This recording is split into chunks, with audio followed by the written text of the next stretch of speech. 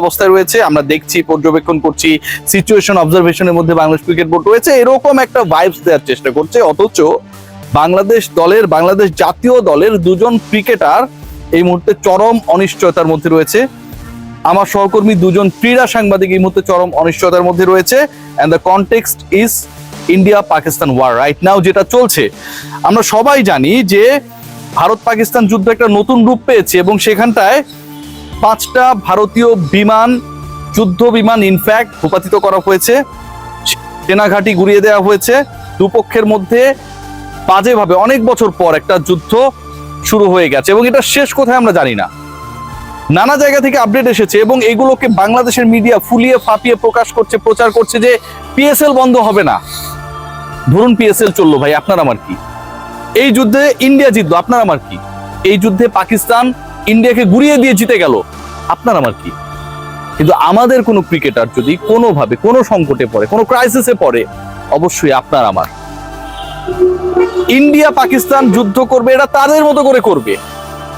কে জিতবে কে হারবে এটা তাদের মতো করে জিতবে হারবে। কিন্তু বাংলাদেশের দুজন ক্রিকেটার, বাংলাদেশের ক্রিকেটের গুরুত্বপূর্ণ দুজন সদস্য, সেই পার্টিকুলার মেম্বারদেরকে নিয়ে এই মুহূর্তে যে অনিশ্চয়তা তৈরি হয়েছে, যারা পাকিস্তানে অবস্থান করছে, যারা ট্রাভেল করছে, সেই দেশের অভ্যন্তরীণ বিমান এক শহর থেকে আরেক শহরে যাবার ক্ষেত্রে বড় ধরনের একটা নিরাপত্তা ঝুঁকির মধ্যে রয়েছে। 5টা ফ্লাইট যেগুলো হচ্ছে ইউএই থেকে পাকিস্তানে ল্যান্ড করবে, সেই জায়গায় একটা বড় ধরনের অনিশ্চয়তা তৈরি হয়েছে, যেগুলো শেষ পর্যন্ত ফ্লাই করে নাই, যে তথ্যগুলো এখন পর্যন্ত আমরা পেয়েছি। সেখানটায় বাংলাদেশের দুজন সাংবাদিক, দুজন ক্রিকেটার সেখানটায় অবস্থান করছে। সাংবাদিকের কথা বাদ দিলাম, তাদের হাউস সেটা চিন্তা করবে এবং তাদের হাউস কতটুকু চিন্তা করবে সেটা নিয়েও আমার সন্দেহ রয়েছে। কিন্তু বাংলাদেশের ক্রিকেটারদেরকে ফিরিয়ে আনার ব্যাপারে, অন্য ক্রিকেটারদের কার কি হবে, অন্য দেশের অনেক ক্রিকেটার খেলছে, সেটা আমার কনসার্ন না।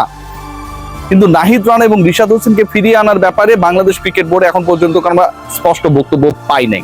ক্রিকেট অপারেশনস চেয়ারম্যান কথা বলেছে তাদের সাথে, বিসিবি প্রধান কথা বলেছে তাদের সাথে, সিইও কথা বলেছে তাদের সাথে। ভাই এটা কি যথেষ্ট? মুজফ্ফরাবাদে যে হামলা হয়েছে, ভারতীয় বিমান বাহিনী যে হামলা চালিয়েছে, এরকম হামলা বাংলাদেশের ক্রিকেটারদের বহনকারী কোন একটা বাসের উপর, কোন একটা হোটেলে, কোন একটা বিমানে হবে না, এটার গ্যারান্টি কে দিতে পারে? মুজফ্ফরাবাদের হামলার আগ পর্যন্ত কেউ কি জানতো যে ওখানটায় হামলা হবে? কারো কাছে সেই ইনফরমেশন ছিল? ডেফিনেটলি ছিল না। যদি থাকতো তাহলে তো এই চোরাগুপ্তা হামলা হতো না, বিমান হামলা হতো না, প্রতিপক্ষকে আগে তো কৌশল কেউ বলে দেবে না। সো ইন্ডিয়ান প্রিমিয়ার লিগ এবং পিএসএল এই দুইটা তখন একটা কম্পিটিটর ব্র্যান্ড, তখন ইন্ডিয়ান প্রিমিয়ার লিগকে ইন্ডিয়ানরা যারা রয়েছে তারা ওই ব্র্যান্ডটার ভ্যালু বাড়ানোর জন্য হলেও কিন্তু চেষ্টা করবে পিএসএল এর জন্য একটা সমস্যা হয়। সেটা যদি হয়, সেটার ভুক্তভোগী কি আমরা হইতে চাবো ভাই? সেই ভুক্তভোগী আমার ক্রিকেটাররা হবে, আমার ক্রিকেট বোর্ড হবে? কত আমরা বাজে চিন্তার মধ্যে থাকি। একটা এক্সাম্পল দিব, আপনারা দেখবেন, মানে আলোচনাটা শোনার চেষ্টা করুন।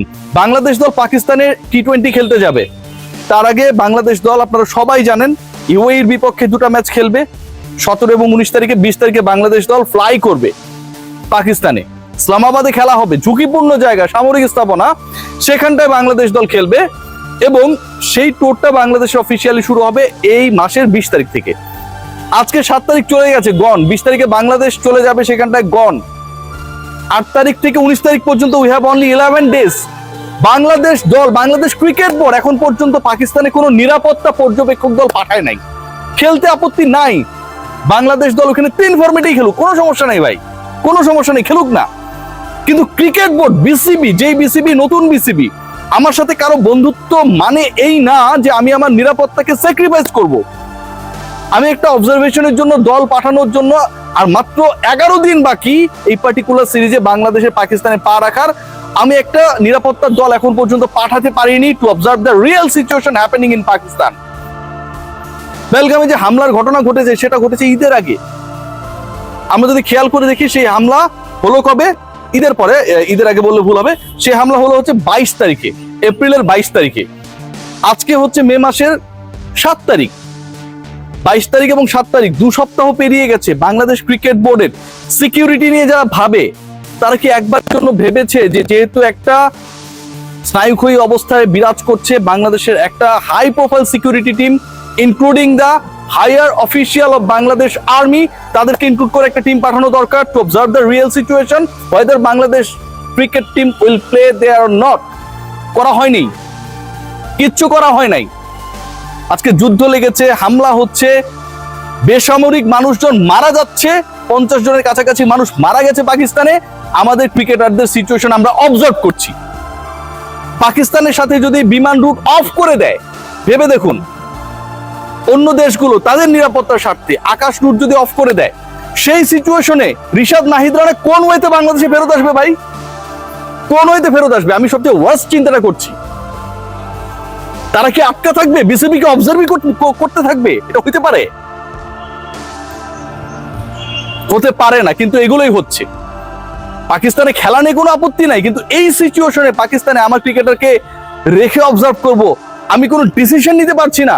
ক্রিকেট বোর্ডের তো ইমার্জেন্সি বোর্ড মিটিং ডাকা উচিত ছিল। বোর্ড ডিরেক্টরদের সাথে বোর্ড মিটিং ডেকে আজকে একটা ডিসিশন জানিয়ে দেওয়া দরকার ছিল। নাহিদ রানা, রিশাদ, আপনারা কি বিশ্বাস করেন সেখানটায় নিরাপদে রয়েছে? তাদের কোনো কিছু হবে না, এই বিশ্বাসটা কেউ করতে পারে?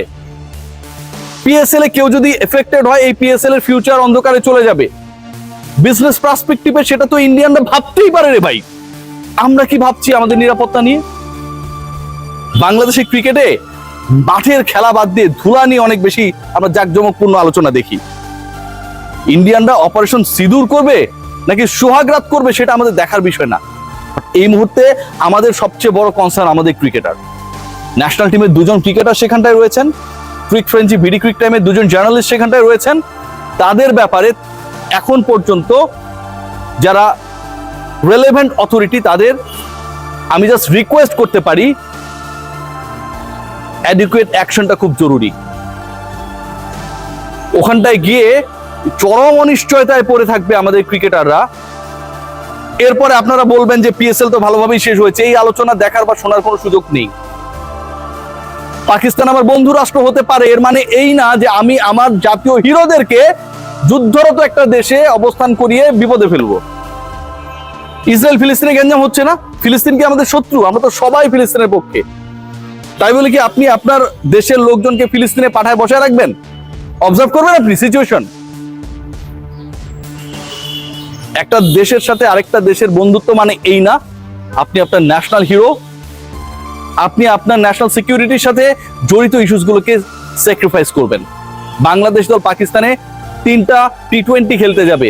এখন পর্যন্ত দুঃখজনক হলেও সত্য, আমাদের কোনো নিরাপত্তা পর্যবেক্ষক দল পাকিস্তান সফরে যায় নাই। ফারুক আহমেদের ক্রিকেট বোর্ডকে এটাও যদি রিয়াসাত আজিমকে বলে দেয়া লাগে, তাহলে ভাই আমার আর কিছু করার নেই। সবাই ভালো থাকবেন, টেক গ্রেট কেয়ার। শুভকামনা আমাদের 2 ন্যাশনাল হিরোর জন্য।